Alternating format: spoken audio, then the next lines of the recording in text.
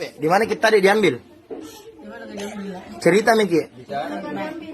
Di mana kita diambil tadi?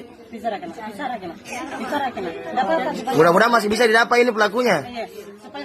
Di mana Ki diambil? Di mana Ki diambil?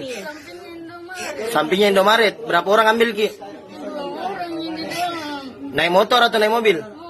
Naik mobil 2 orang. Mobilnya mobil apa? Warna hitam. Mobil apa? Kita tidak tahu. 2 orang yang ambil Ki. Itu waktu diambil Ki apa nak bilang? Tanya alamat. Dia tanya alamat.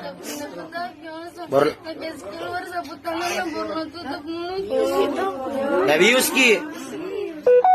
Terus tadi yang di Malino Ki, bagaimana kita bisa kabur atau lari? Tiba-tiba tahu ada dalam mobil lah. Terus ada yang jaganya di luar itu mobilnya itu kan nggak bisa. Baru mana keseturan di laut. Tadi dia bilang begitu tadi. Batu tadi lari sendiri jika lari tadi tuh. Larikan diri Ki. Aku telepon ayahku, kasih tahu ayahku langsung ambil HP ku baru lempar Ki.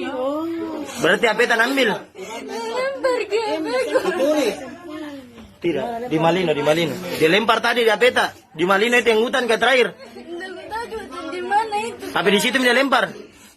Oh di situ dia lempar di. Terus Oh iya. kasih keluar ke baru naik ke di.